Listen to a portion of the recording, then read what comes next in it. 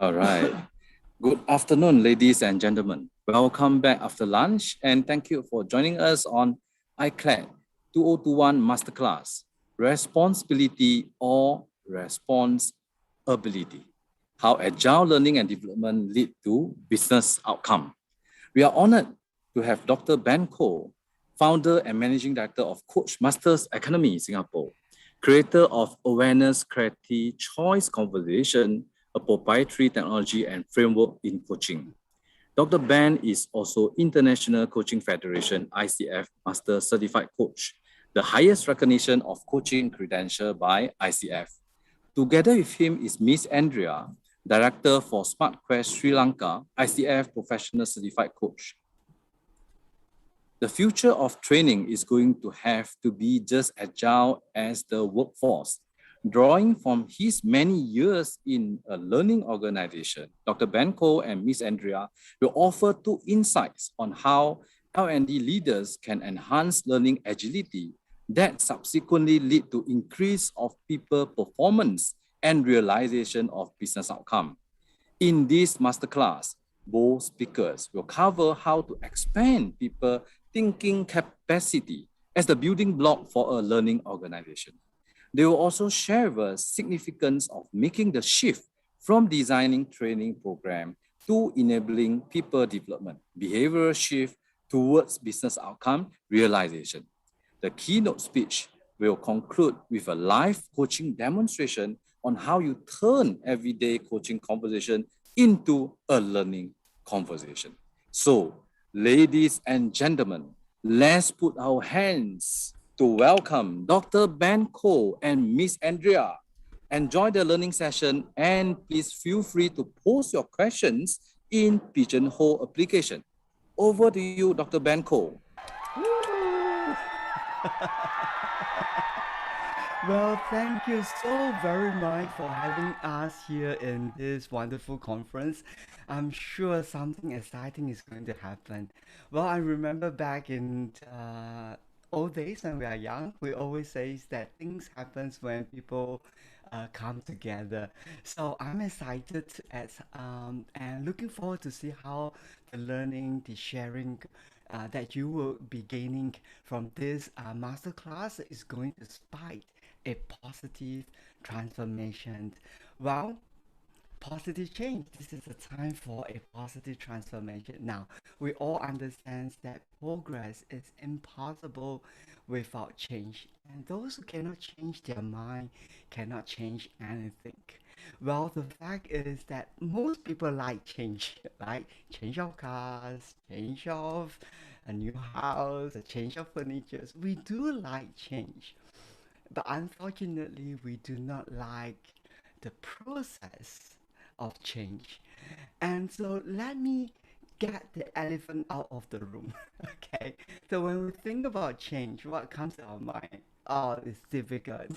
It's a huge massive of work. So that is the general stereotype perceptions when we think about having a positive change. But is that really true? That it is difficult and it requires a huge work. Well, that's where I get very excited. I'm excited about how we can or how I can create change that is lasting and positive in nature.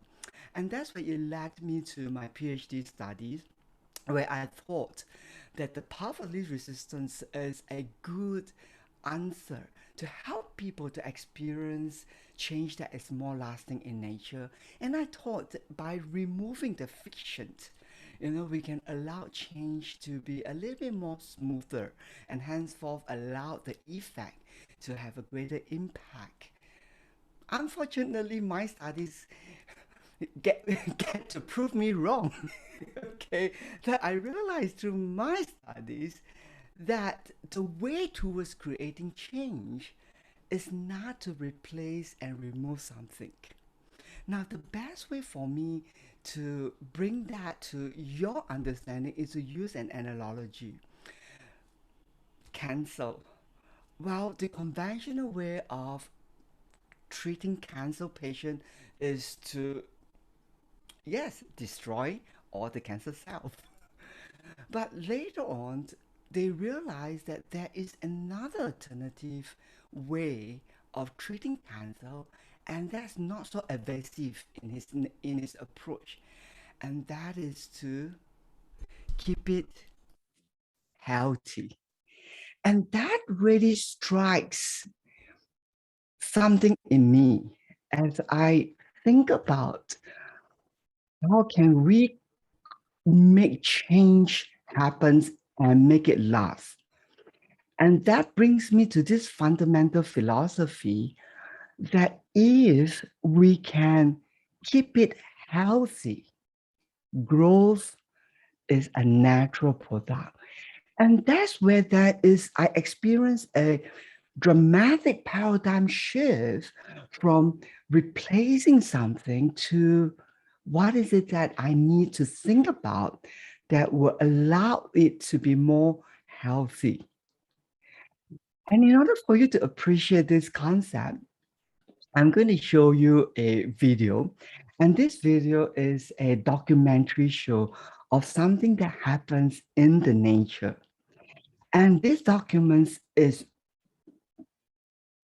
eye-opening because it really broadens our perspective to understand that as long as we focus our attention on growing what is healthy and the effort that is required to do so is actually very small. Keeping it healthy, putting a small effort, it brings about a dramatic change in the ecosystems. So as you watch this video, I want you to think about how can we bring change to our organization or to any context that you might be thinking about. And what does it tell you about the initiative, the effort that is required in order for us to experience that positive change? So let's watch this video. And this video is titled, How Wolves Changed the Yellowstone Park in America.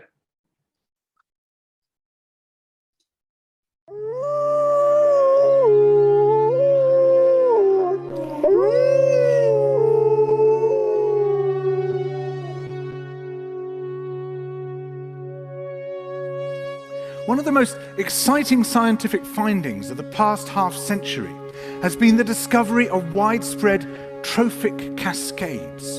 A trophic cascade is an ecological process which starts at the top of the food chain and tumbles all the way down to the bottom. And the classic example is what happened in the Yellowstone National Park in the United States when wolves were reintroduced in 1995.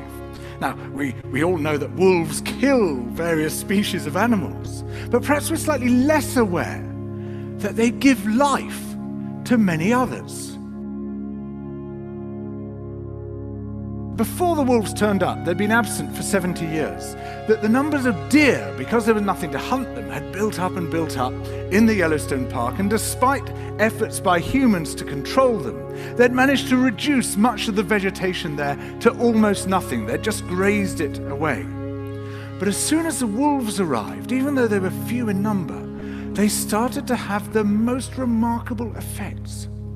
First, of course, they killed some of the deer, but that wasn't the major thing. Much more significantly, they radically changed the behavior of the deer. The deer started avoiding certain parts of the park, the places where they could be trapped most easily, particularly the valleys and the gorges. And immediately those places started to regenerate. In some areas, the height of the trees quintupled in just 6 years. Bare valley sides quickly became forests of aspen and willow and cottonwood. And as soon as that happened, the birds started moving in. The number of songbirds, of migratory birds, started to increase greatly. The number of beavers started to increase because beavers like to eat the trees. And beavers, like wolves, are ecosystem engineers. They create niches for other species. And the dams they built in the rivers provided habitats for otters and muskrats and ducks and fish and reptiles and amphibians. The wolves killed coyotes, and as a result of that, the number of rabbits and mice began to rise, which meant more hawks, more weasels, more foxes, more badgers. Ravens and bald eagles came down to feed on the carrion that the wolves had left. Bears fed on it too, and their population began to rise as well, partly also because there were more berries growing on the regenerating shrubs. And the bears reinforced the impact of the wolves by killing some of the calves of the deer. But here's where it gets really interesting. The wolves changed the behavior of the rivers. They began to meander less. There was less erosion, the channels narrowed, more pools formed, more riffle sections, all of which were great for wildlife habitats. The rivers changed in response to the wolves. And the reason was that the regenerating forests stabilized the banks so that they collapsed less often, so that the rivers became more fixed in their course.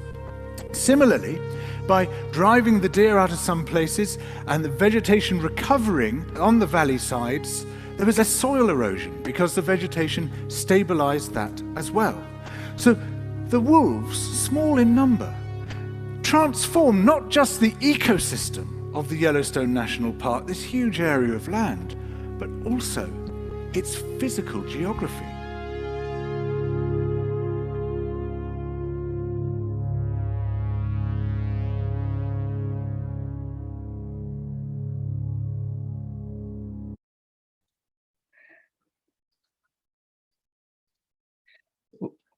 Wow, I would like to give our wolf a round of applause. So as you can see here in this documentary, it brings about, it shares a lot of insight on how we can introduce change in a massive way by doing small things. The introduction of a pack of wolves in the Yellowstone wood has bring about change to another entity, and that entity continue to bring about positive impact to another entity, and the cycle continue until the entire ecosystems is reinforcing the positive effect of that small introductions of a pack of wolves. So I'm not sure about you, but when I watch this documentary, I'm just so thrilled to see that we can actually bring positive change by introducing more effort. As the saying goes, do the right thing in the right way and compound it over time, and you will get to see the result. So I can boldly proclaim that change is possible. It doesn't take huge, massive effort. It only requires us to do one small thing at a time, the right thing at a time, and then you begin to see the positive impact. So how has that got to do with what we are talking about today? Eventually, what we want in this 21st century is for organizations to be innovative. And again, Peter Sagnan's literature really speaks, is a timeless principles that we have to help our organization to be a learner, to be a thinker. And the question here right now is, what is that pack of wolf? Well, don't get me wrong, I'm not talking about literally introduce a pack of wolf into your organization. And the pack of wolf doesn't have to symbolize something ferocious. So what I'm looking at is, what is that small little thing that we can pay attention to that will have a dramatic impact to the entire ecosystem? Well, that is one thing that you and me can have access to and have control over it. And we have that. What that is? Conversation. Okay. Now, unless You are working with a computer. Oh, how okay, fine. Okay, but even if you have to work with a computer, you still get things done through a collective individual working together. So we all have this common platform and we call that a conversation. This conversation is like a bridge between the leader and the team of people that you're working with. So every conversation, it either moves me towards or away from what we want. And therefore, we need to be very mindful how we carry out our conversations. When the conversation stops, and we all know that when we have a conflict with our spouse, what's the common response? Cold War. They stop talking, right? So when the conversation stops, the relationship stops. And the most valuable currency in our organizations is relationship, is people. It is people that makes the organization powerful. And when relationship breaks down, wow, the entire system is crippled. So in my frank opinion, the next frontier for exponential growth and is for us as leader learning how to tap on this competitive advantage to have a better conversations. Now, I've been speaking this across the groups and I know the typical response. Ben, easy said than done. I got so many responsibilities, so many deadlines, so many things to do. Where have I got time to talk to people? And that's the point. That's the point that I want you to pay attention to. We don't have a lot of time. And I agreed with you. And therefore, every conversation that you have, you want to make it count. Do you get the point? The point is we really don't have time for lengthy conversations. And henceforth, it is more prudent to make sure that this very conversation that I had, I score full point. So as we learned, as we now begin to appreciate the value of a conversation as a primary platform that brings two people together and we get things done through these conversations. Organizations is about having that relationship and conversation plays an important part in building that relationship. Now we have to move on to the second point, and that is now I know the importance of a conversation. What do I do with these conversations? What kind of conversations is useful for me to help my organization to move forward, to be more innovative? Well, leaders has to learn how to stimulate people thinking through the conversations. Well, based on my experience working across different organizations, I can't help it but to notice that leaders aren't good at asking questions. Well, they do ask questions, no doubt, but the questions that they ask often elicit an answer. The questions are more converging, okay, helping people to look at a resolutions or how to solve something. For an organization to become a thinker or to be a thinking organization, we have to reverse the process of our thinking from converging to diverging. And that is the clutch of the matter. We can use our day-to-day conversations by changing the way we ask our questions so that it creates a process to train people to think more divergently. Okay. And so with that, I'm very honored right now to be able to invite Andrea from Sri Lanka to come and share with you, the empirical data on all the current literature that is available right now on how we can literally expand people thinking so that the questions, the response that we're asking for people does not just elicit an answer so that we can hold them accountable for something, but we want them to be able to respond in a way that helps them to think broader around the situation. And through the process, as you compound this over time, their way of thinking right now will be conditioned to think broadly rather than narrowly. So with that, Andre, can I pass the time over to you quickly? Thanks, Ben. Welcome, everyone. And I really want to just segue from what Ben has shared and the importance of conversations. When we know that change in itself has changed today, I'm sure for all of us, 10 to 15 years ago, change was very, very different. And today we see that just coming out of a pandemic, we also experience how dynamic and ambiguous change can be.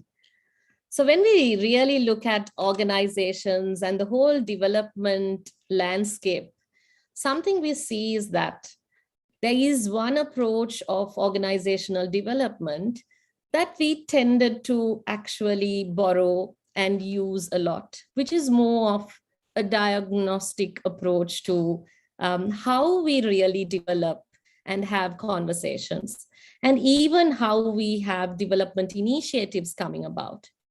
So this diagnostic approach is kind of a transactional conversation where we define problems and plan the change, where we have kind of a manual of how change is going to be and really dive into the change process. Now, in no way am I saying that this whole process of planned change is bad. The planned change is also important in its own sense. So knowing that change has changed so much these days, when we bring about planned change, there's kind of a challenge we face in reality. And I'm sure most of you as L&D professionals and leaders have put planned change into practice and kind of figured out that some things don't work, which means that our approach also needs to change. So at this point, I choose to reflect a little bit about my early years in L&D. And something that really comes about for me is at that time, I used to really come up with a really good story that will help people to follow. And today, as I look back at that approach of that diagnostic problem solving, resolving approach, something that I really see is that we kind of underpin, or we kind of reduce the magnitude of the potential of people and the stories they can tell through the diagnostic approach, which means there are really important stories that can be told in organizations, and we need to hear more of them. So this gives us a way to really understand that. Do we really need to change our approach from a diagnostic approach? And if so, then to what? And I think this is where the literature comes into being to really talk about the importance of generative change that we can bring in. Change being so fluid and something that happens so naturally, it's important for us as development specialists to also embrace this whole perspective of creating generative change. So what has shifted? How did this move from this whole planned transactional approach to a more transformational approach? Two approaches that I like to speak about here, I'm sure which all of you have heard. The appreciative inquiry is something you have already heard, and also the open frame system. So these are things that actually started to move us from diagnostic to more dialogic, where we started to have more transformational conversations, where coaching and coaching conversations also bring a big segue into the development stream. So today, if I ponder here, one thing I like to say is, for us to really move into the change process, we need to change the way we see what change is, what organizations are, and what leadership development is. And in this context, what is this dialogic conversation? What I like to say here is it's in no way a technique, but it's a way of thinking and a way of being, which means it's for us to embrace a mindset of being dialogic in our development approach. So why is this so important? Because organizations are living systems, and these living systems need to have their own meaning-making process. And all of this happens through people, through people's conversations, people making things happen, not just individuals, but really through people coming together and the relationships and the meaning-making process of the whole system. So what I like to say here is that language really, really matters. The stories we say and the metaphors we hold in organizations really take us towards that whole generative space. So in a simple way, if we want to create change, we need to create a change in our conversations. So I'm sure all of you have the question now, okay? So it is moving from diagnostic, and we are really looking at dialogic conversations, which allows to create reflective learning. Reflective learning so that individuals, teams, and organizations on its own are making sense to new ways of being. So how do you really do this? So I'm going to share with you three key ingredients that will probably help you to understand how do we really bring this dialogic approach into being. And the first one is the whole concept of emergence. So the concept of emergence, if we look at nature, change happens without any plan. And if we take organizations, and if we want this kind of change to take place in organizations, it means we're really pushing ourselves beyond the system to really bring in the edge so that, we can disrupt systems. And this becomes really important in the concept of emergence. So for leaders, it becomes really important for leaders to be able to hold that space, to hold the space so that something new emerges in that whole process. So we know that dialogic approach is there when there is emergence. If an organization has transformed, I would say the best way for us to know it is to really look at who has made the difference. And we definitely know an inference is that teams and individuals have held that uncomfortable, challenging space for long enough to really have something great emerge in that space. And the second ingredient that I want to share with you is the whole narrative and the discourse, the stories we tell. So if I just go back 10 to 15 years ago, there was this instance where I was called in for like a large L&D project to transform the leadership development perspective.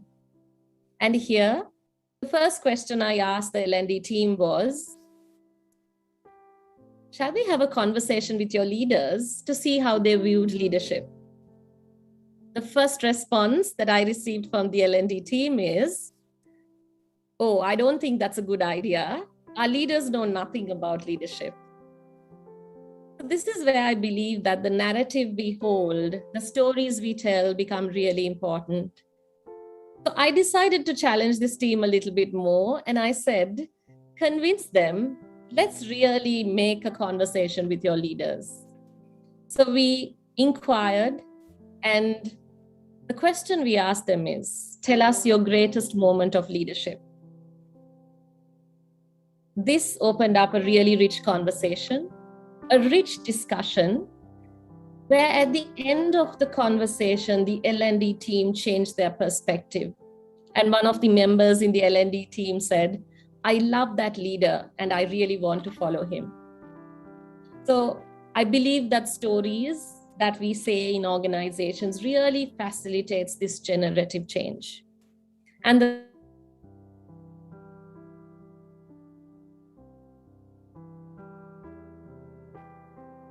images we create, the kind of forward movement that we create in the mindsets of people through the facilitation of this dialogic approach. The beauty that comes about here is that we all start to see and create new alternatives in this space. And we start to create actions that we did not know that existed at all before. So this new way of thinking is not necessarily an image, but it's an ambiguous combination of words. It's something that opens people's thinking and really leads them to new ideas.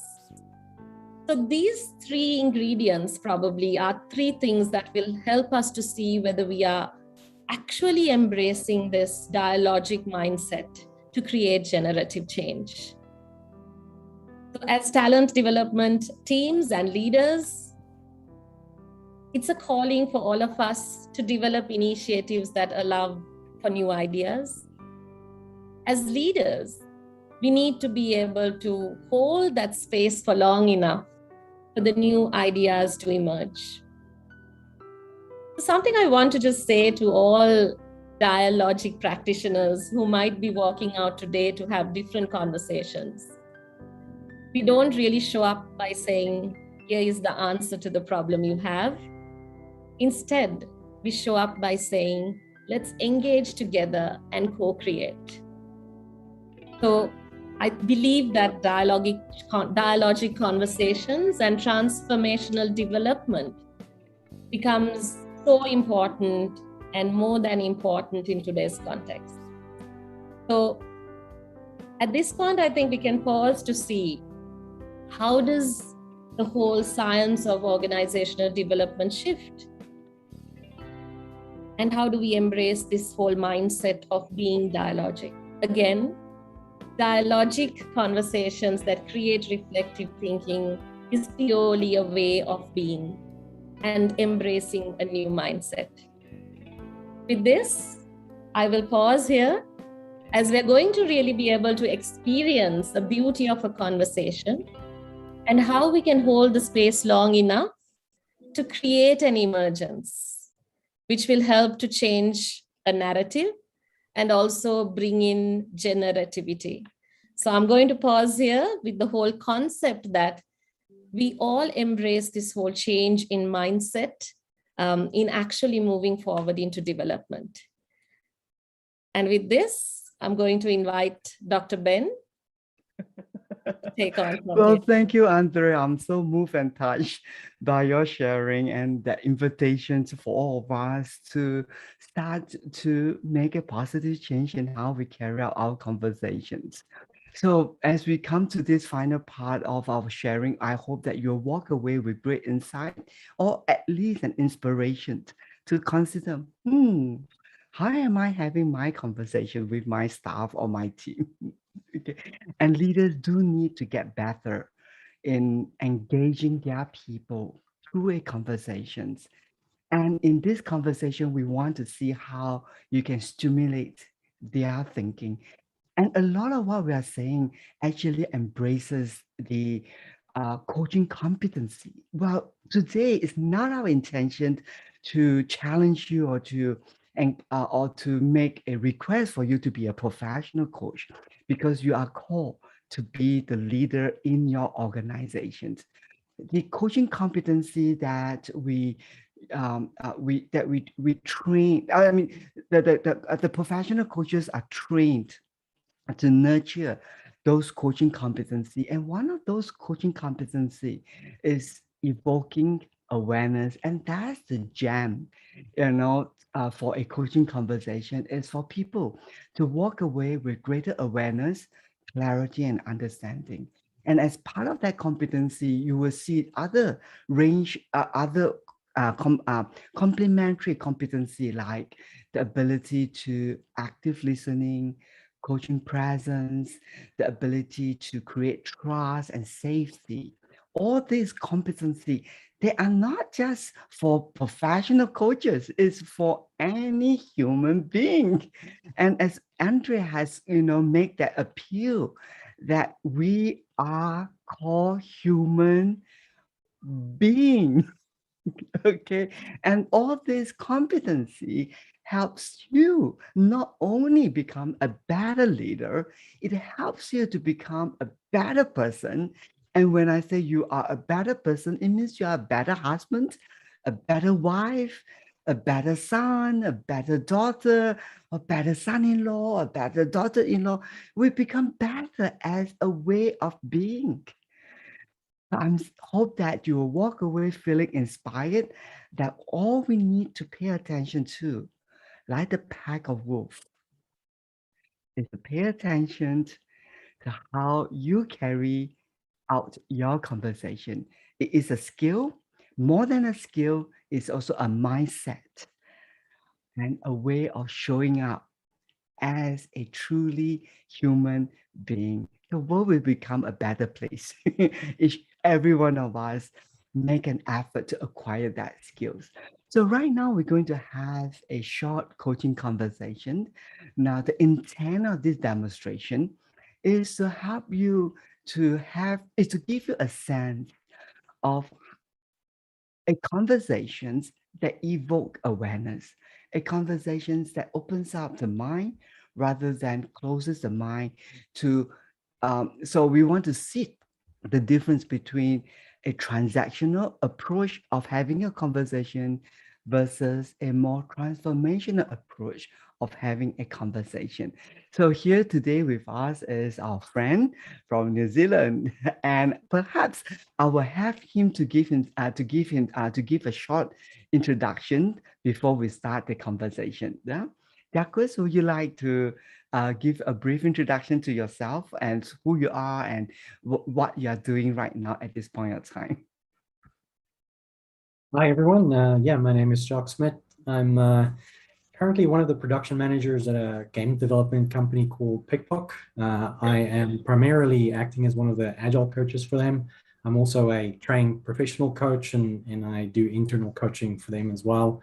But my day-to-day really revolves around helping teams be the best version of themselves that they can be, and working with managers and product owners to help them be level up their skills and be the best that they can be. Wow, thank you for the brief introduction. So Jacques today is going to speak to us as a manager, and he would like to talk about a challenge that he's currently facing. So we're going to have a 20 minutes conversation so that you get a sense of a conversation that engage people thinking. Yeah? Great, Jacques, are you good to go? I am. Thanks, Ben. Thank you. Great. By the way, how's the son? I just want to just check in with you first. Is the son recovering well? Yeah, he's Okay. definitely going well. In a couple of days, we'll take him for his hopefully final x-rays. And if everything is okay, then his leg will be all repaired and he'll be able to run around again. Good for you. Great. Is there anything that you like to prepare before we start the conversation? I'm pretty good. I've got some water. I've got quiet. I'm good to go. Ready when you are. Well done. Thank you. So what do you have in what do you like to talk about for today? So I would like to talk about a situation that comes up for me from time to time. In general, I'm expected to be a role model, right? I'm someone who, and this is not just an expectation of others, it's an expectation of myself, that I lead by example and show positivity and bring the gain frame to the conversation. And I find that there are certain individuals that I interact with that have a tendency to pull me into a bad habit I had a long time ago, down into the mud where complaining lives. And I really don't like that place, and I always find myself having kind of slipped down into that space, talking about either office politics or some sort of office situation, something usually to do with the political climate or something that's going on that's causing pressure for us in the company. And then when I realize I'm there, I just want to get back out. I want to move back to where I want to be. And it takes a huge amount of effort for me to kind of like withdraw myself from that conversation and switch over back into seeing the positive and the possible, and not to go any further down that path. And at the same time, it's kind of like there's something tempting about being in that space. It's almost like you're wallowing in it and you're just enjoying being there, like you're a pig rolling around in the mud. And I'd just love to have that no longer be a challenge for me, so that I can be the authentic, genuine, positive person that I want to be. Great, Jack. Thank you for sharing. So I hear a couple of things here and just want to put it onto the table. Okay, so number one, it's very clear that you want to be a good model, someone that amplify the attribute of being positive. And number two, you do have a great sense of awareness of things that you should not do. Just like the mom keep telling us, okay, you don't do this. But you can't help it, but from time to time, you kind of like, sneak out and just grab that chocolate bar from the fridge and, and then after that you feel, oh, I'm so bad. Is this kind of like adequately captured what you are going through at this point of time? Yeah, it's quite accurate. Yeah. Good. So my curiosity here is, what is it that you want to be different out from this situation? Is it about you wanting to change something, or is it about you wanting to replace something, or is it about you wanting to fix something, or is it about you wanting to shift into something? So I'm not too sure exactly what your intention here, having been able to clearly state that this is what you do not want. What I would really like in that situation is to be able to objectively observe what's being said, remain objective, and be able to be the constructive voice in that conversation, the one that helps the other person move out of that space, not to join in there, right? And I'm pretty clear on how I want to behave, and in most situations I can behave that way. So it's like, I guess when the temptation is to get in there, for me to be more strong about my response being release the judgment. There's no need to judge this as good or bad. It just is. And I think that's kind of my intention here, to shift more into that like scientific thinking about, the person is going through a tough time. I want to have compassion for them. I want to feel for them. I want to help them. Don't want to add to it, right? I want to be an example in this moment. I don't want to be the other side. That's what I want. I want to be the example. So I'm going to applaud you for that. Great, thanks. So before we move on to explore that further, is it fair for me to assume that you have, to some extent, you have learned to recognize when you are falling prey to that negativity? Yes, definitely. Okay, great. So we're going to put that aside. And right now you have set a very positive intention, and that is not to fall into that trap and to be able to do something a little bit different. So I hear three things there. Number one, is about you maintaining that positivity. Number two is about you releasing the judgment. And number three is about you being that person that you are desiring as the kind of leader. Okay, so it's about maintaining objectivity, releasing judgment, and to be positive. Great.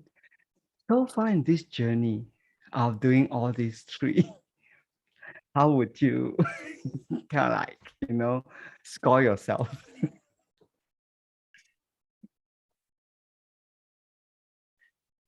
Some situations I'd probably be high 8s, 9s. And then in this particular situation that I'm thinking about, I'm more like a 3 or a 4. What do you, as you look back at that situation, what do you think? You have not, what is it that you have done that you feel that, okay, gosh, that should not be? What do you notice about that? I'm matching the other person's energy. Okay. I'm letting go of my intention and I'm Okay. diving into theirs. I'm just letting their intention be my intention. Wow. And there's a bit of freedom in that. Yep, I mean, but it's not we are fun not. afterwards. I mean, I agree with you. We are all not immune, to weaknesses, and sometimes we do fall, from time to time. Yeah. So if you could use that, incident that you had, where you kind of, I didn't really score that well. I'm just wondering, what are some learning that is available for you? Well, that first off, I regret allowing myself to go there because that's not me anymore. And I say anymore because I think I had a habit of doing that, and this kind of taps into an old habit. And who I am now really doesn't like that behavior. And in it, maybe that's a judgment in itself, right? Like, doesn't like it, therefore I'm judging it. But it feels uncomfortable. It feels nice when the moment, but a moment passes and it's kind of like eating that chocolate bar, but not just eating a chocolate bar, eating like 100 chocolate bars. And you just feel sick afterwards. And I just want to put that chocolate bar down and be like, it's not worth it. It's not worth it. Just don't do it. Yeah. That's great. Thanks for sharing. It's like old habits die hard. Hard to die, sorry. As you're able to reflect back on that incident, I'm just wondering, what did you learn about, yourself that you have not kind of like discovered it before? I think I'm realizing that it's kind of like a reflection back on a previous way of being. Okay. Which might be part of why I really don't like it as much and why I feel so bad about it afterwards. Is that it feels like I'm backsliding, like I'm going back to an old way of being. I'm not, though. Obviously, I'm rescuing myself from that situation and correcting a lot of my behavior. I think that in that moment, I think I'm feeling like I'm treating myself subconsciously, like, or unconsciously, like you described the chocolate bar, right? Like it feels like I'm cheating. I'm having a chocolate bar. This is going to be fun. While my conscious mind is reeling back against it and saying, no, no, no, you can't have the chocolate bar. But I'm still taking the chocolate bar. Good. Thanks for sharing. So what I'm hearing here is through your reflections, you are looking at your behavior, and you also share some glimpse into something something about yourself in the past that you kind of like decided to let it rest in peace, but then somehow Frankenstein, come alive. Okay, so I want you to direct your attention to that piece there and share with me, what is it that you are seeing there? Well, I'm seeing why those specific people are able to resurrect that Frankenstein because they're closely linked to the original pattern. Oh, The okay. old complaining crew. Okay. Okay. There's definitely some link there. And I think I'm also seeing a lot of my old behavior in them and something that I used to be a part of that maybe is also kind of engaging for me. And that I am past that, like I'm not that person anymore. It's like I'm well beyond that, and I actively avoid that now, not because I have to or because I have some sort of compulsion to. It's because I just don't feel comfortable in that space anymore. Yeah.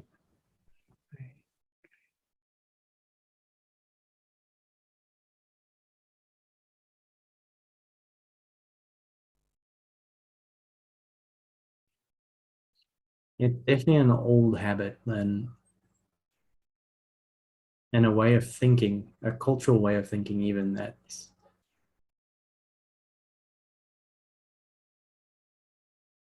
And I'm really glad I'm rid of.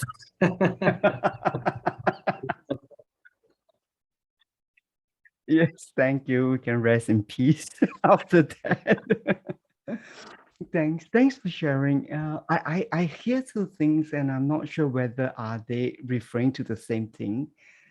So you talk about old habit, and you talk about um, patterns that you see in this group of people, and then you mentioned the word complaining. So I just want to kind of like check in with you. Is the old habit, the old patterns, a reference to the behavior of people complaining? Yeah, it's usually complaining and Okay. talking about, oh, the house prices are enormous and there's no way we can stay here and got to move, or this person is never going to change and like, why are we even trying? We should just do something else. It's not useful talk. It's not useful complaining. Okay. It's just complaining. Good. Thanks. So it felt to me that, or it sounds to me that this is something that you have resolved to put that aside in the past. Mm. And what happens is that in the last episode, that pattern that you have resolved to put it aside, kind of like, surface up, and it impacted you by drawing you into that conversation. Mm. Is it fair for me to say that the complaining behavior is a trigger that kind of like a fish, like the hook, like the fish get hooked onto it? Mm-hmm. Yeah. Okay, great. Thanks for acknowledging that. So we have established a triggers that kind of hook you. Okay. And now the fish got a choice, right?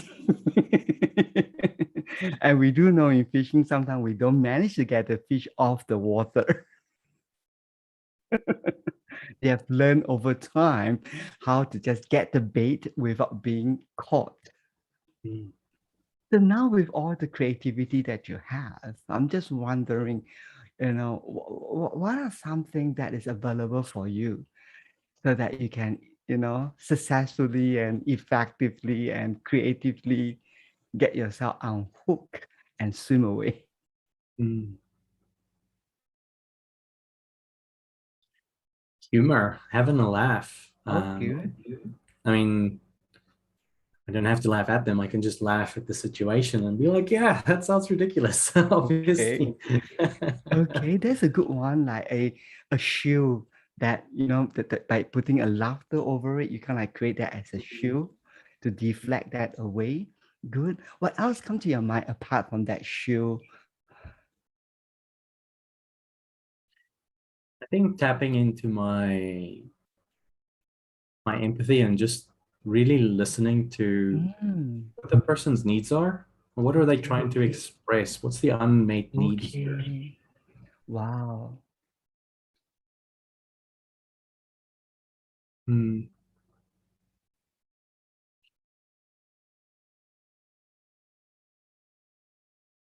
Yeah, I think I can. There's probably a mindset intention that I can set for myself in that moment to, Mm, mm. when I hear the trigger, I see the hook. I don't want to necessarily Wow. debate the hook. I want to understand the hook. Yes. Just like Um, how dolphins are curious, when divers, were swimming beside them, they were just like swimming around to observe in curiosity hmm, to learn something about it. I'm very mindful about our time here today. So can I quickly reflect back what I'm hearing and then you share with me, is that resonating with you?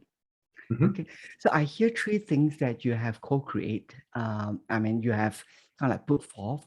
One is to put on the shield of the humor to kind of like deflect that negative energy away. And I also see you leaning forward, with the shield to reach out to understand, what's the felt need behind all that complaint. And I also hear that you are also prepared to stand firm with your 2 feet as you're leaning in to stay curious around how the situation can unfold or to just learn something more about it. hmm. Is that resonating with you? Yes, yes, it does. Okay. Yeah. Great, well done. Well, so we just have 2 more minutes before we end the conversation here. I just want to find out from you, how are we doing so far in terms of this conversation in the context of, this change that you want to bring forward? Hmm. Very good. I think that aspect of curiosity and picturing myself as the curious dolphin, that image resonates really well with me. And thinking about it from that perspective just makes me feel more at peace with when I reflect on that. So yeah, thank you. Great, great. And how are you different from, before the conversation starts and, up to this point of time? I feel very relaxed. I feel very like calm. And I can see myself applying that thinking successfully in that moment. Wow. I can actually imagine it and I can see myself doing that because it should be something that should have been in my head already. But yeah. Great, thank you. Now, Jackie, what has shifted for you? The realization that the tool is there, the resolution is there. I know this stuff. I know how to respond. I Wow. just have to bring that version of me and show Wow. that version of me, and it will Great, be great. easy. It would be easy. It wouldn't even be hard. Thank you. Thank you. And I just have one very last question. Ready for it? Mhm. In order to honor all this good stuff that you have realized, what is one thing that you should stop doing?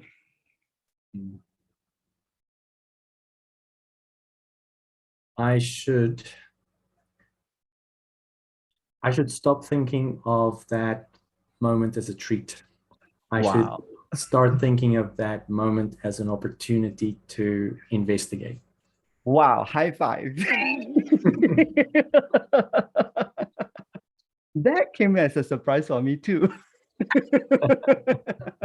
I'm rejoicing with you with this great awareness, great resolution, great plan forward, and I looking forward to see how you're going to turn the situation around in a positive manner.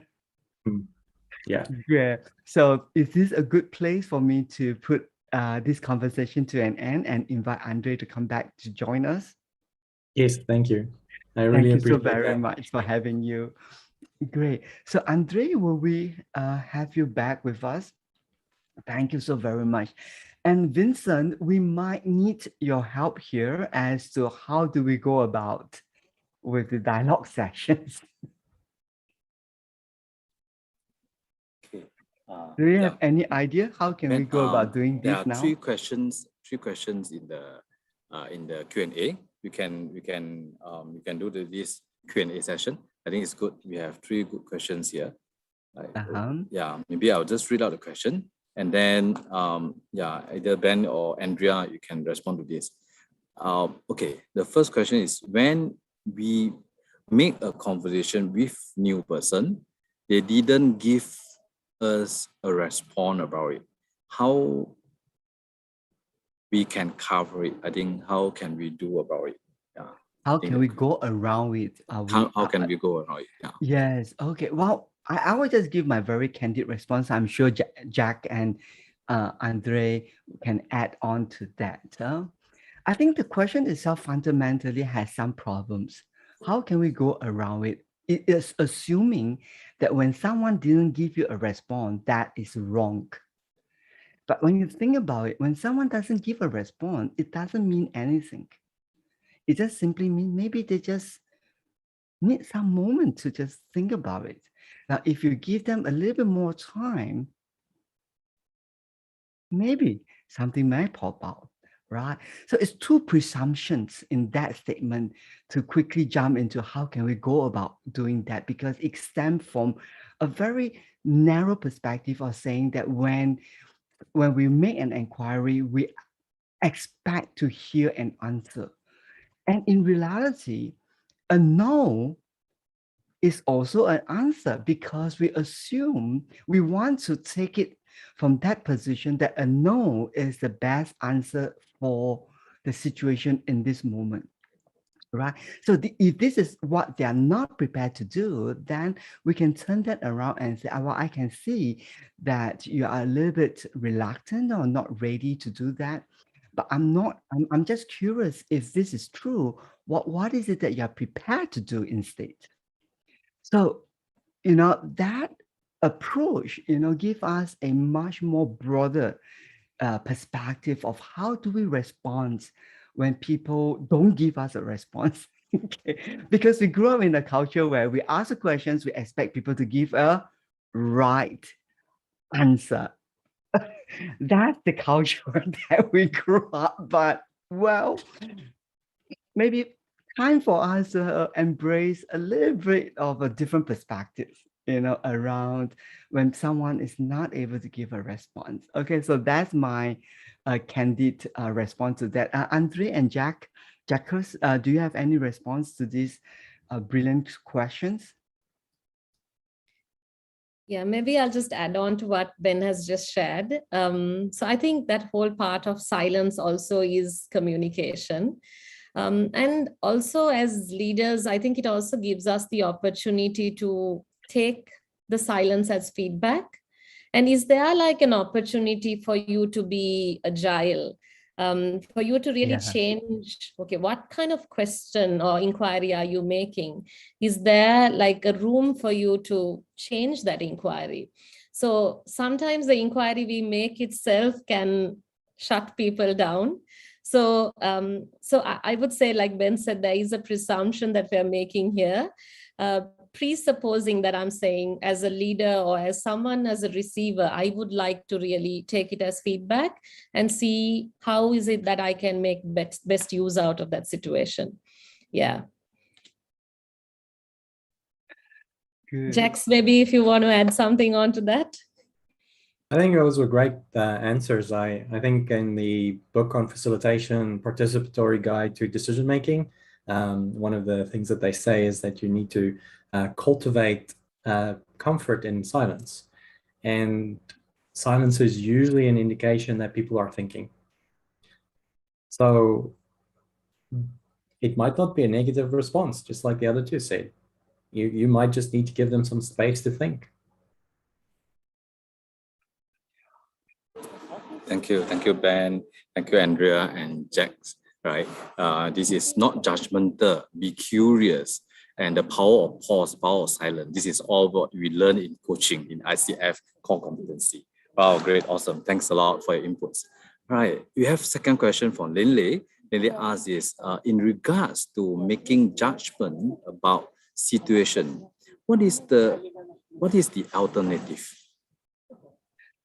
Okay, I'll try to interpret their questions based on how it's worded. So it might not be exactly what Lindy might be thinking. So I would like to take a positive stand towards when she used the word making judgment, as in being able to come up with a sound decision or a objective conclusion. Okay, so I'm going to take it from that perspective, not as in making judgment as I'm judging you. Okay, so making judgment as a sound conclusions or objective, being objective, arriving at a bottom line. Apart from making judgment, you can also offer perspective, because a perspective is just how things land for you. And it is very critical for leaders to be able to differentiate, is that my perspective or is that a fact? Because eventually, having any conversations, one of the characteristics is to be objective about it. And that's rather challenging.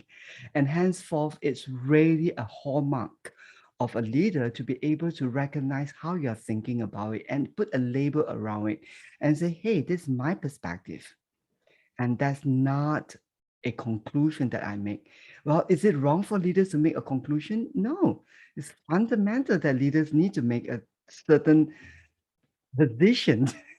I mean, if you're not standing on one side, then you're standing on two sides, which is worse. Okay, you are double-minded.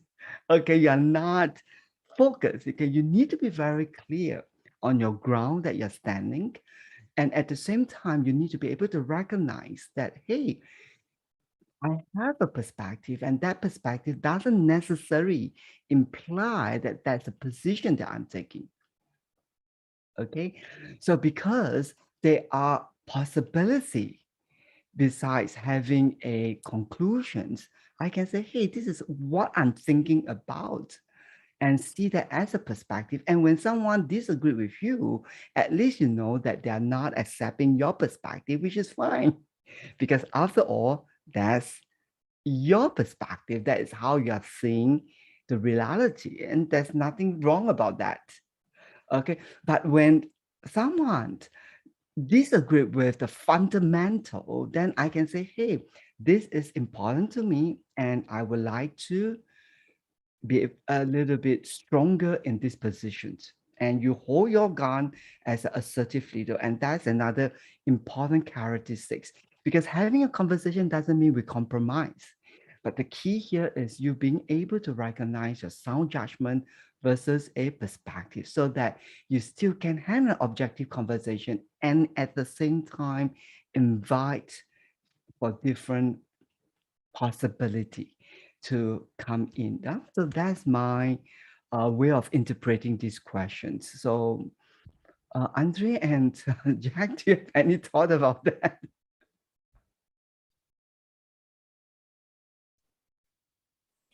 Ben, I'm quite aligned to what you shared. And I was just thinking, like, judging a situation, perspective is one thing that really helps. And I also think, like, to really observe the situation and to be able to really take that meta view, like how do you really stand out and observe the situation and draw out many perspectives like Ben has already shared. So I think that really gives us that ability to be more resourceful in that whole decision-making process as well. Yeah. Right. Yeah, it's hard to add value on top of the two of you because you know, you're fantastic at Okay, what you do. we'll have you to answer next first.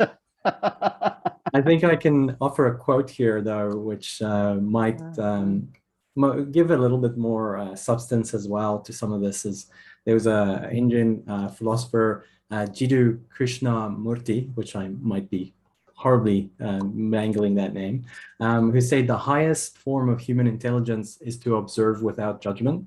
Yeah. And the scientific process is all about making Yes. observation without judgment.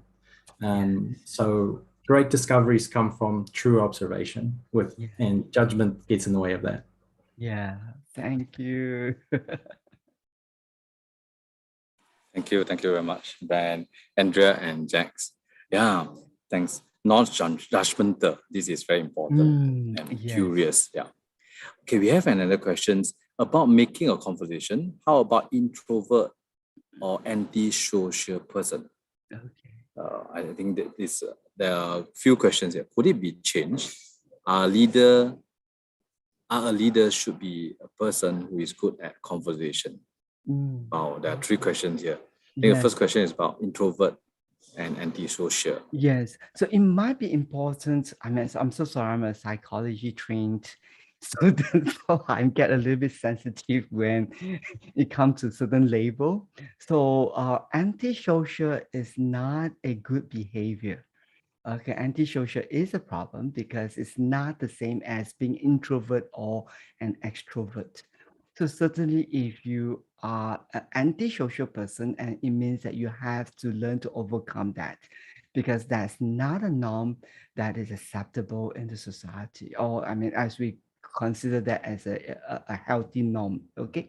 However, being introvert and extrovert, then that is something that we can say that, hey, that is a preference or a characteristics or a personality, okay, that is inherited in you. So certainly we do agree that an introvert and extrovert do have different age, you know, or when it comes to having a conversation. Having said that, it doesn't reduce your responsibility as a leader. Okay, leaders have to learn eventually to connect with people, irregardless whether your default personality is an introvert or extrovert. Okay, the ability to connect with people and to move them through your conversation is going to be the key.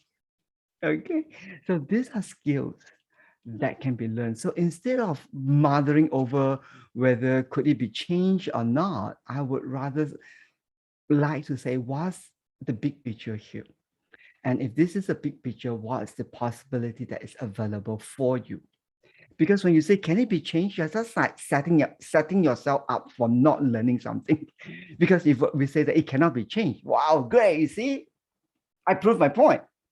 So that question is fundamentally not putting you in the best position. So rather than asking, how can it be changed? What's the learning that is available for me if I'm a leader and I'm able to recognize that I have an inherent personality that may not show up naturally, you know, as an extrovert.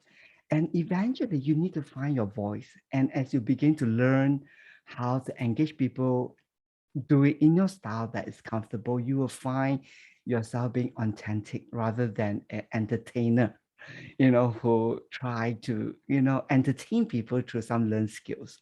So that's why I want to put the balance here. Okay, recognizing your responsibility, see that as a learning opportunity, and then moving on to do that in a more authentic manner. Okay, so let's go for Jacques first before we go to Andrew. Jack, do you have any thought about that as a leader yourself in an organization? Yeah, definitely. I actually had this conversation with an artist, two artists who are both heavy introverts a while ago. And one of the things that we came to was that no one, even the most painfully shy introvert, does not speak freely to their family or friends. Yeah. And so the question becomes, why will they not speak freely to you? And then you got to question, what kind of psychological safety are you creating for that person so that they can speak freely to you? How do you bring them into your tribe, into your safe space, so that they feel like they can talk to you? Great. Wow. Thank you.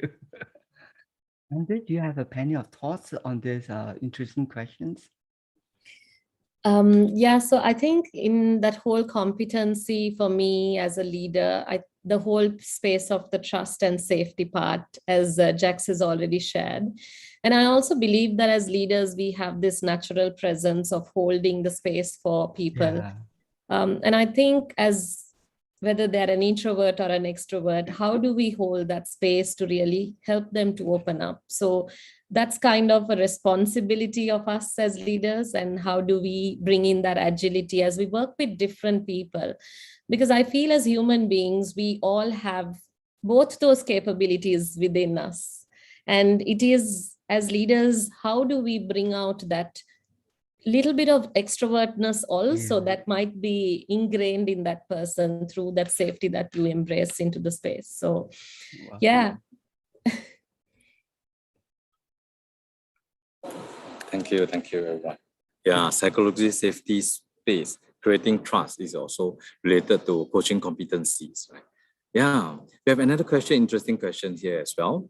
It's nowadays, most of our conversation is through online meetings, right? But somehow, in the middle of conversation, suddenly everybody is quiet, right? And it's quite awkward to continue the conversation. How can we avoid this from happening? Well, this is not a crash course here where we give you and walk you through, okay, these are the ways to deal with it. Now, let me give you certain principles. Number one, just do your best and surrender the outcome, because you cannot be responsible for another person's behavior. You could only be responsible for your own behavior. So when we focus too much on the outcome, then that's where you get nervous, not they get nervous. Okay. As long as you as an organizer stay cool and calm, well, there is still an opportunity to turn the ship around. But when you get panic, so it reduces your possibility of turning the ship around. One of the most easy way to get around is just simply get the elephant out of the room and just say, hey, you guys are not talking, okay? It's awkwardly, it's feel awkward, okay? So if this is going to continue like this, we're going to stare at each other for the next 5 minutes. So when you're able to do that candidly and openly, I'm sure, the atmosphere will be a little bit spiked out for them to feel a little bit more comfortable with the uncomfortableness, and then they will start to jiggle and laugh and stuff like that, and then take advantage of those moments and say, okay, just let us just say one thing that's on our mind, and and get this done with. You know what I mean? So if you really come to a day end where it's really difficult to have that conversation online, just park it aside and say, well, let's talk about that another time, because online is very challenging to deal with conflict stuff like that. So you need to just be able to say, okay, we are not able to come to a resolution here, and so let's just park it aside and let's revisit it again, now that you are able to reflect a little bit more, or just let things settle down a little bit, and then just come back and revisit the issue again. So that is just some quick short fix that I can think about. Yeah, do you have any best practice that you use in your own work at this point of time? That's well, I think you answered it really well, and taking a break sometimes is the right thing, because there are a variety of things that could be causing the silence. Yes. People could be mentally fatigued, and maybe they do need a break. It could be that the discussion points are too complex to be able to handle within the kind of environment, and perhaps breakout groups are more suited for whatever the topic is. You can think about introducing new elements such as a visual board or something that you can play with in order to be able to create more space for divergent thinking and for ideas to flow. You can have people write things on post-it notes physically or on boards, and then give it back to you that way, in order to help people that are shy and don't want to speak in big groups to also get some of their ideas out there. And then you can bring those ideas forward and start to challenge the group on talking about them to stimulate more discussion. But I think one thing that you really should do, if that's a problem that you're often finding, is broaden your tool set for facilitation. Go read some books, go watch some videos. Yeah. There's some amazing resources out there. I believe the Facilitator's Guide to Participatory Decision Making version 2 is free online, in fact. If you want version 3, it's not that expensive. So yeah, that's my thoughts. Andre, how about you? Any thought about that? Yeah, so I really like what both Ben and Jax has shared, and I'm also thinking in the same lines. So we have an audience that has very different learning styles sometimes. So how do we really stimulate these learning styles? And maybe the whole part of breakouts to bring in that auditory conversations, having things like jam boards and murals to really bring in the whole visual element of people to get them engaged. And I think sometimes the whole, we can't give them the touch and feel, but still, how do we create an experience in the learning? And I think this is something we see Ben do quite a lot by bringing in music and, really bringing that energy into the room. I hear you. So let's give everybody a cheer for such engaging live dialogue sessions. Thank you, Andre. Vincent, can I just pause here for a while, because it seems like all the dialogue sessions is around other area, but I'm not sure whether is that good for us to just talk a little bit about the coaching conversation, at least to give some highlight pointers. Good. So maybe Andre, would you like to quickly kind of interview Jacques for just maybe another 2 to 3 minutes in regards to him as a client and the impact, or not say the impact, but how the conversation is different for him, so that the audience can walk away with a better understanding of a more transformational conversation based on the teaching board that you have shared. Sure. Thanks, Ben. So first of all, I'd like to say, Jax, thank you so much for bringing something that's really current for you and real.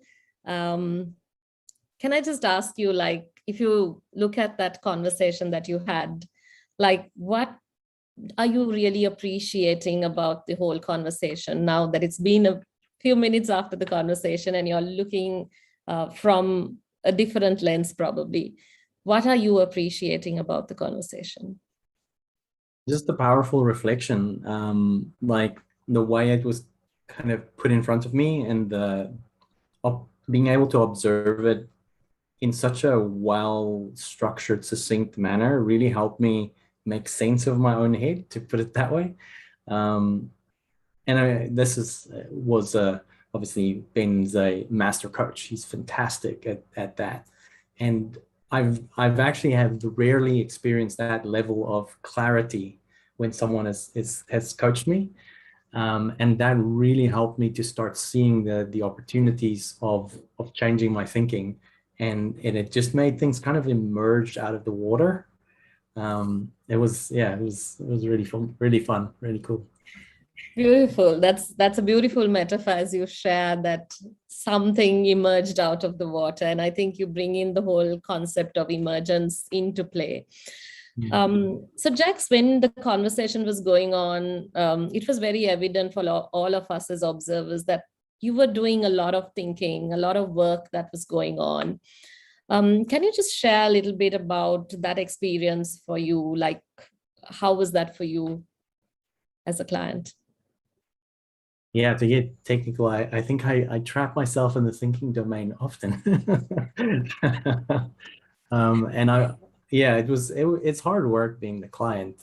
You can feel like, your physical energy changes over the course of the conversation, and I came in quite a little bit raised up in my energy levels, and by the end it's kind of like it's almost like I had a half-hour meditation session.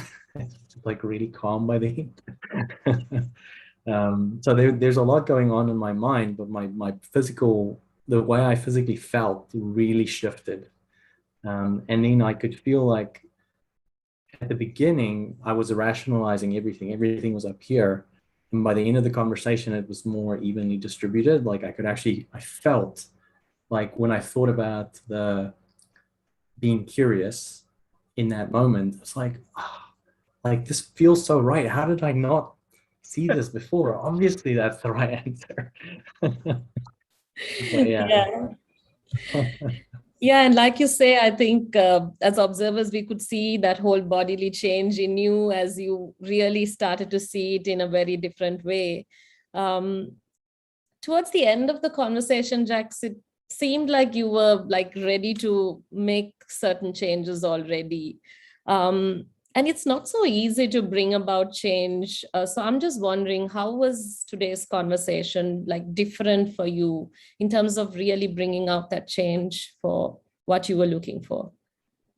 Yeah, that's a great question. And I mean, the proof is going to be in the eating, right? Like next time I find there, will it feel like a treat or not? And as I sit here right now and I think about that, I don't feel like it's a treat. I feel like I'm energized to be curious. That's what I actually am like excited about the idea of the next time I find myself there to try to be curious, because I feel like it's going to be an awesome challenge. And it might not even be a challenge. I think if I can keep this energy that I have right now and I go into that conversation, I probably won't even think about it. I would probably just automatically default to wanting to be curious, because it's kind of like coming from inside. It's like I'm burning with energy when I think about it. Like there's a lot of excitement, you could probably tell. Yeah, for sure. It seems like you're already visualizing that forward image that you're going to be in. So yeah, beautiful. Thanks, Jax. Thank you so much for sharing your experience with all of us. And yeah, hope many more conversations like this for you and for our audience as well. Thank you. Well, thank you so very much, everyone, for joining us. And we're very mindful about the time. So our bottom line is change is possible, and it doesn't have to be a huge, big effort. We can start off with just a conversation at a time. And this is a skill. That's the good news. Okay. It's a skill that can be acquired, just like how we have acquired a certain taste for certain food. It can be learned. And once you learn it, you will start to appreciate how your relationship with people around will start to blossom. So once again, on behalf of our team, we are very honored to be able to be speaking with you here in this masterclass, and we truly want to encourage you. Yes, take that positive step forward. So back to you, Vincent. Thank you so much, Dr. Ben, Miss Andrea, and Jack. Thank you a lot. Thanks a lot for this conversation. Yeah, it's awesome. You can see coaching is a conversation, and in a moment of conversation, there's insight approach coming from Jack in this moment. This is amazing, right? So I would like to invite the participants now to go to Scholar Hijau. If you go to a virtual platform, go to Coralview City, and you see there's a link of Scholar Hijau. There will be 4 concurrent mini class by Coach Master Academy as well, right? So this is very interesting session. The first session by Miss Grace, we will talk about create a space-like learning environment. And the second session by Mr. Joshua, learner paradigms determine business success. And the third session by Miss Lin Lei from NZ, compassionate approach to people engagement in the modern workplace. And the last but not least by Miss Julia, conscious leadership, moving to an intentional focus to engage workplace learning. Right, please go and join these concurrent sessions. You feel free to go into any sessions. And I would also like to invite you all to come back and join us in this Zoom, not Zoom, go back to Hana Garden, where we are here now at 5:10 p.m. We're going to have a dialogue session of 20 minutes at 5:10 to 5:30, all right? So it will be an exciting conversation. So please feel free to join us back, and you can ask questions to the panelists or speakers. Right, enjoy your learning. Thank you on behalf of ISAS. I would like to convey my utmost appreciation to Coach Master Academy, Dr. Ben Koh, Miss Andrea, and Jax for these learning opportunities. right? So stay tuned for the dialogue session at 5:10 p.m. everyone. All right. So enjoy your learning. Thank you very much. See you in Sekolah Hijau. I can't let you go, baby. I just wanna tell you that.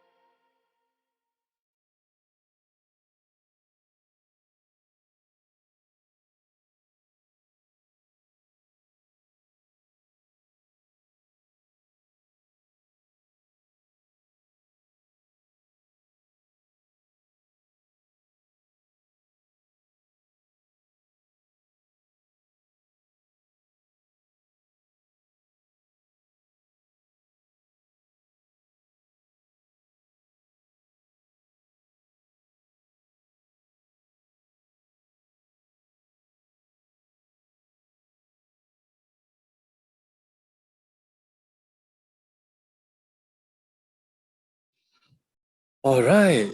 Good afternoon, everyone. Thanks for joining us back.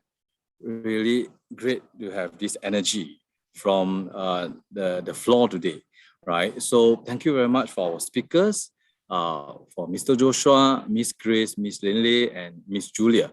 Right, so I will do a quick summarizing on 4 mini classes and connect the dots, right? So, if you are in Mr. Joshua learning room, you will learn about mindset and paradigm shift on learning. And if you are in Grace, Miss Grace learning room, you learn about the space-like learning on curiosity, exploratory, and beginner mindset. It's a good metaphor, 360 degree. There are so many abundance of possibilities there. And if you're in Miss Linley learning room, so you learn about how do we compassionate to ourselves and have empathy to others. Last but not least, if you are joining Miss Julia learning room, you learn about importance of conscious leadership on creating a safe space, trust, and also spur ideas for innovation across different generations in today's VUCA world, right? So all these mini classes converge to ICF coaching values, which talk about integrity, excellence, collaboration, and respect. And it is also related to ICF coaching core competencies, where we talk about embodies coaching mindset of curiosity, empathy, and exploratory, cultivates psychological safety and trust, maintains presence, practice active listening, evoke awareness, and last but not least is to cultivate learning and growth.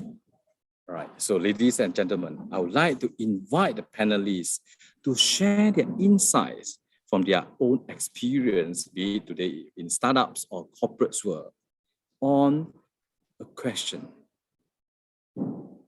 How does coaching act as an enabler for growth and change? Right. Anyone would like to start first from our panelists? Yeah, I'm Joshua. I think I can share. So, how does coaching become an enabler for change and growth? So, I'm at NUS, National University of Singapore. So, recently we've embarked on a digitalization program. I guess everyone is doing that now because of the disruption that's happening. And we also have a leadership and development program. And we started to do 360-degree feedback for our talent and our leaders. So why did we do that? Right? I mean, because when we embark on a new journey or a new digitalization journey, the way that we want to do our work will change from the way that we know. And sometimes what we know does impede how we see the future.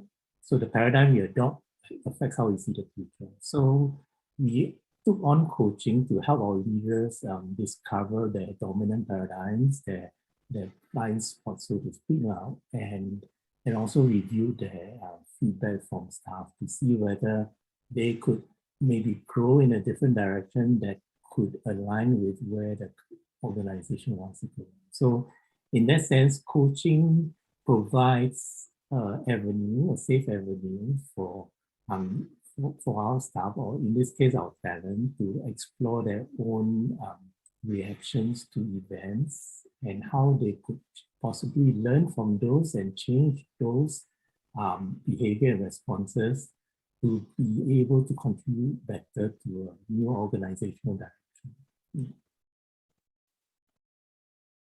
Yeah, thank you. Thanks, Joshua. Joshua. Oh, sorry, is it all right to just jump in, Vincent? Yeah, sure. Linley, please go ahead. Thank you. Okay. Sorry about that.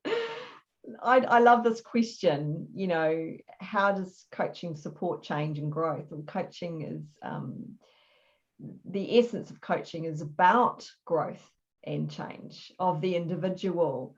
And so, you know, the mindset of the coach when they're talking to their clients and when we're coaching clients in the corporate sector, you're coaching a human being that has the ability to learn and evolve and change actually happens from the inside out. And I think that we've all learned that, haven't we? Systems will help us get there. But if our head and our thinking and our emotions are not aligned with where we're heading, then, often we don't achieve what we set out to achieve.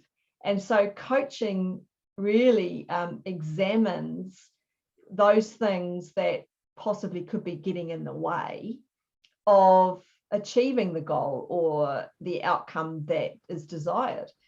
I had a client once that was really needed to start showing up in her leadership and do public speaking, but she was absolutely terrified.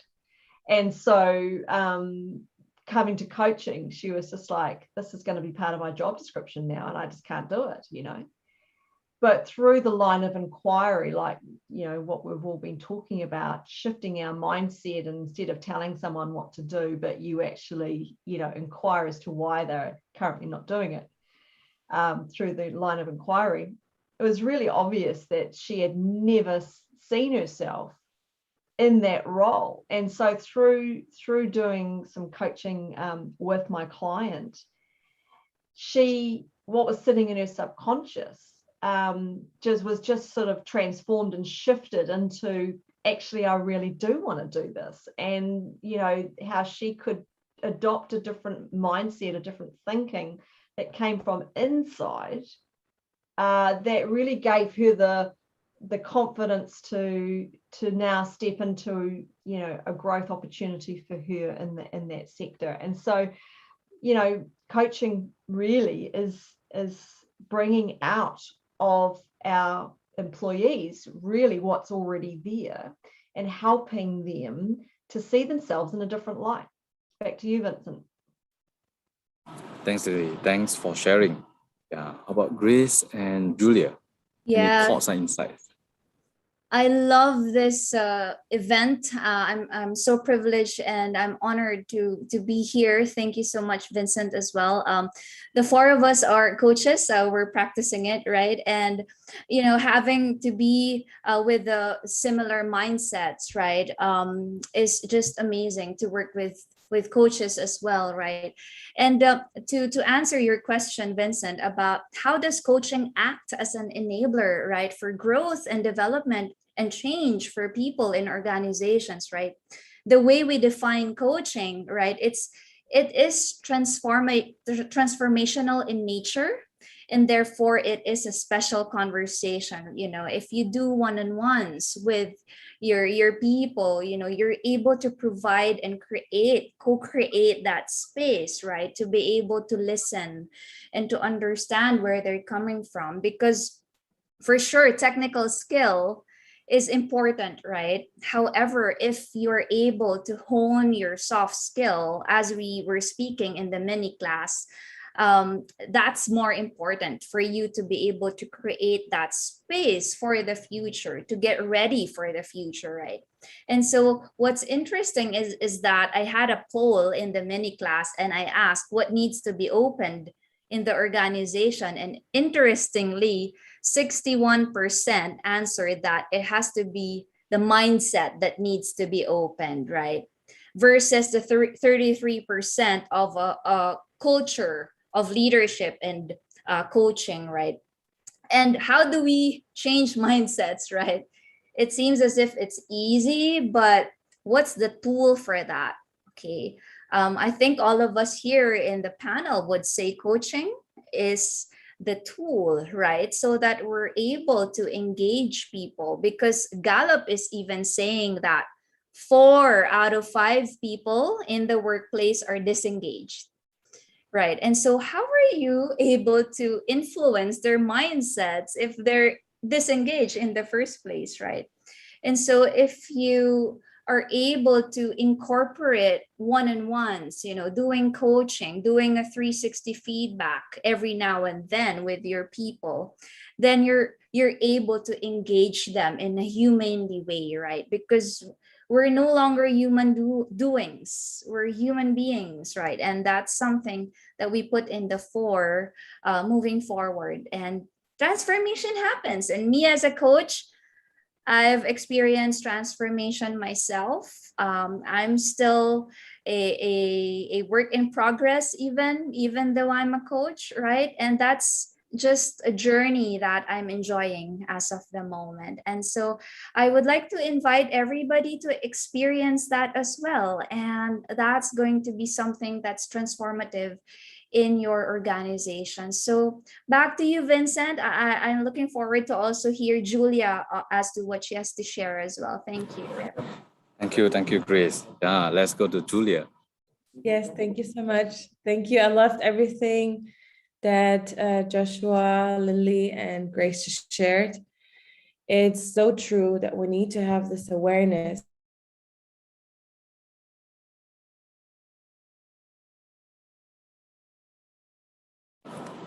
Is there a challenge on Julia's connectivity? Right. Many words I would like to with you from maybe if I switch off the video, it's can you hear me better now? Yeah. Okay, sure. perfect. Thanks. What I would like to share are two examples where I could see a huge shift happening in the very moment while applying coaching. And one was with a client. It was a group in a very high performing technology startup where innovation is highly needed. And there was a moment where the team was stuck. And I noticed there was something going on within the team, that some voices were not being heard. And I challenged that. I was a facilitator and I challenged that. And I created a space for the person that I sensed was not being heard. It was the person that was more like respectful with everyone else, let everyone else talk, and was more by nature was more introverted. So while giving the space, a shift happened. This person was able to add on and provide insights and really share what their view was and give an input that moved the group so much forward that was not happening before. We were trying for a long, long moment, and then the shift really happened for the group. So applying this coaching approach also for teams is highly recommended. And being a coach who can hold the space for a team, not only in a one-on-one setting, but really for looking at a team as one mind and listening to which voice of this mind is not being heard. We know it from ourselves. We have many voices within, and there is a teeny, teeny voice that most of the time speaks the truth, but is not being heard. And while we encourage this voice to get louder and to speak up, we really see a shift and beautiful results that come out of it. And another example was a client that is an entrepreneur. She's a great businesswoman, had created a big impact and in a company, but kind of seemed to have lost her power. And it was such an impactful conversation. It was a one-on-one coaching conversation. And I was able to hold space. And within 20, 25 minutes, a huge shift has happened for her. And she said it was like it was a day and night scenario for her. And she gained her power back. So we can never underestimate the power of one single conversation that is so impactful for our clients. And we can practice that even if we're not professional coaches. We can practice to listen, to show up, to be present with one another, and to give the other the gift of attention and focus and empathy. It can mean the world. And paying attention to everyone in our teams and asking the one who is the more quieter one, on asking them what is really going on, and therefore create an impact in our environment. So that was it from me. I hope that was helpful. And thank you very much, Vincent, for this opportunity. I thank everyone who was joining us today. It was really, really beautiful to sharing these experiences with you. And I'm giving the word back to Vincent. Thank you very much. Thank you, Julia. All right, thank you very much. Joshua, Linley, Grace, and Julia. Let me just pick up a few points from our panelists. And at the same time, if our audience have questions, you can still post in our pigeonhole. And later we'll share a feedback form with you if you like to on the masterclass session as well as panelist session. And you can let us know if you like to experience coaching in 30 minutes for free, right? So thanks. We started with Joshua. Joshua shared about 2 key points I pick up, which is related to coaching. It is a psychological safety space that we create for our clients or for the people, for them to learn and change, right? Then Linley talked about coaching is a conversation, it's an inquiry instead of telling someone what to do, right? So it is to evoke the subconscious mind, lift up the iceberg, and we'll tackle the human being, not human doing, it's the being. So it's an inside-out approach, right? So Grace talked about it is transformational in nature. True enough, it is inside out, like what Linley is sharing with us. And it is also about co-creating relationship, a partnership we create with our clients when we have a psychological safety environment for us to get connected, get engaged, and the active listening, the importance of active listening, right? To be compassionate, to empathize others, empathetic listening. And last but not least, Julia also shared about the space, being present, the power of silence. I think Grace liked this, power of pause, right? Power of silence, right? That we allow the client to reflect and share with us their insight from inside out. And Julia also shared about team coaching as one mind, if everybody have one goal, right? So if I would like to connect all 4 speakers. You can come up with 3 main points. The first is about mindset change. Joshua shared about paradigm shift. It's the way we see things differently that connect to a safe space, a psychological safety space for us to having a conversation. So the third one is to experience coaching as a conversation. And as Dr. Ben shared in the masterclass, coaching conversation can be a daily learning conversation, a very natural conversation we have with our colleagues, with our subordinates, with our peers in daily life. And it can evoke the awareness and create a sustainable change. That's why we have this mantra, coaching for growth, coaching for change. Thank you very much to our panelists, Joshua, Julia, Grace, and Lily. Yeah, do you have any question from Pigeonhole? Not so far, all right. Yeah, so any one of our panelists would like to add on or elaborate, like coaching is actually a tool, like Grace mentioned. It's an enabler. Linley also mentioned, Joshua also mentioned, Julia also talked about. Coaching is a tool. It's not the only tool, but it is one of the options, one of the tools for us to engage in a conversation, to understand each other better, not to have a judgmental mind or rebuttal in our head, right? Practice active listening, to understand others, to clarify, right? To evoke the awareness, to trigger the desire for change. Yeah. Anyone would like to share or elaborate from our panelists? I think I'll just share from my personal experience.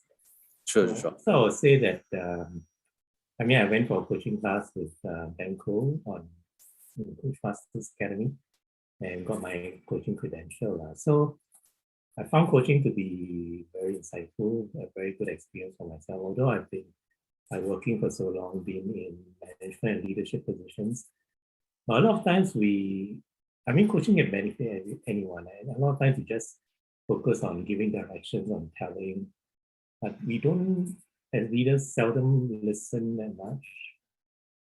So coaching helped me to listen better, not only to the people I work with, but also to what exactly am I saying to myself and to my staff.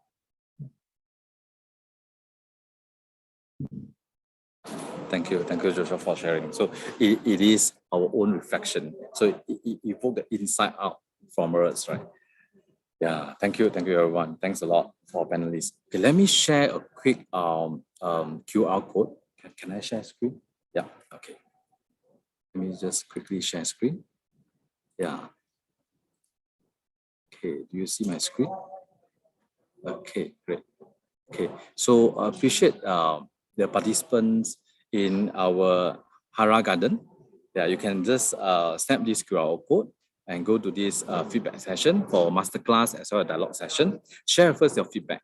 Share with us your feedback on today's session. What is your takeaway from today's session? Can be for masterclass as well as dialogue session. And if you like to experience 30 minutes coaching conversation, it is just a natural conversation. Like what Dr. Ben has demonstrated in the masterclass just now. Please leave your email address with us and we will get in touch with you. Right. So on behalf of ISAS, I would like to convey my utmost appreciation to our speakers today, Ms. Linley, Ms. Grace, Mr. Joshua, and Ms. Julia, for your insightful sharing with our participants. And it's so honored to have you all with us. Stay connected, stay safe, stay healthy, and enjoy the rest of the evening, everyone. Thank you. Thank you very much, and goodbye. Thank you, Thank you very much. everyone. Bye-bye. Thank you, everyone. Bye-bye. Bye.